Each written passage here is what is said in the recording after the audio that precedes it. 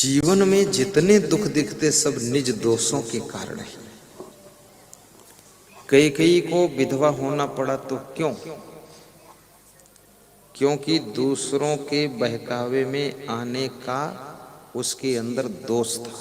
ये भी बहुत बड़ा दोष है कि दूसरे के बहकावे में आ जाए, स्वयं विवेक न करना।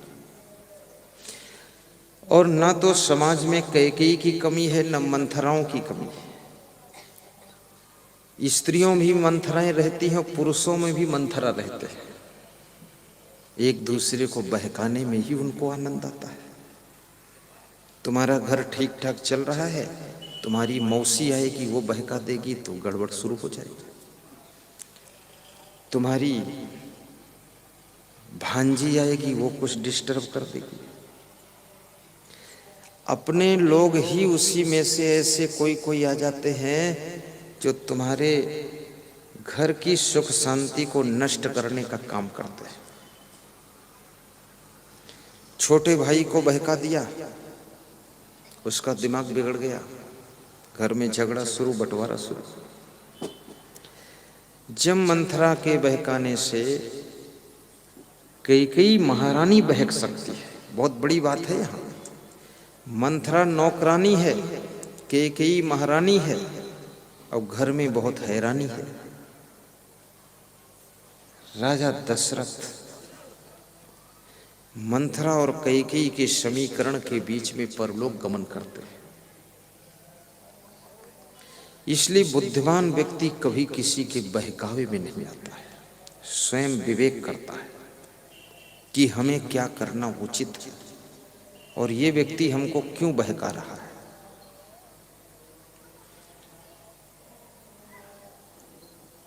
और मंथरा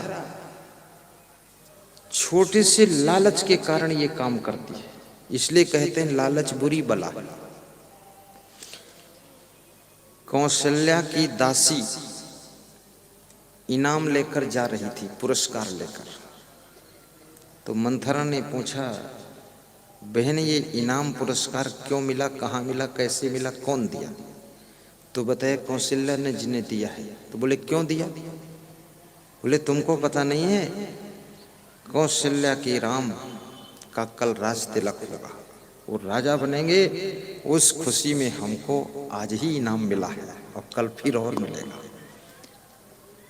तो मंथरा ने सोचा, अगर मेरी कई का भरत राजगद्दी पर बैठता, उसका राज तिलक होता तो इनाम हमको मिलता।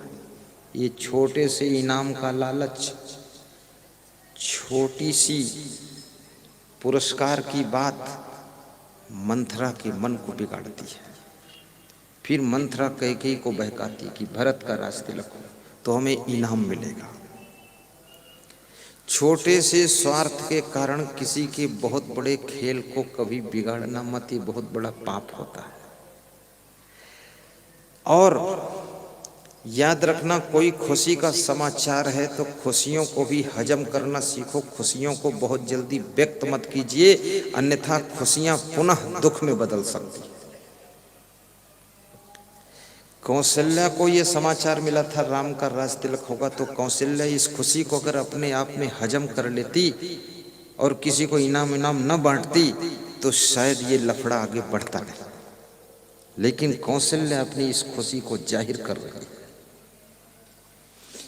महात्मा विदुर कहते हैं, जो व्यक्ति अपने हर्ष को, खुशी को पीकर हजम कर जाता है, हुल्लड़ नहीं मचाता है, और जो अंदर उठे हुए क्रोध को शमन कर लेता है, वह व्यक्ति राज्य और लक्ष्मी का अधिकारी बनता है। उसे सफलता निष्कंटक मिलती है, कोई बात नहीं।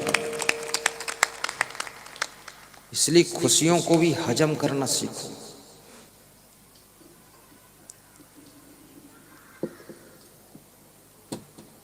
यो न सन्नियच्छति बेगम क्रोधः उत्थितम हर्षयो सा श्रियो राजनम भाजन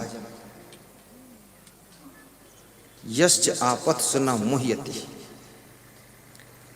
आपकी अंदर क्रोध भी आ जाए तो भी उसको दूसरों को पता न चलने दीजिए, अंदर अंदर शमन कर लीजिए।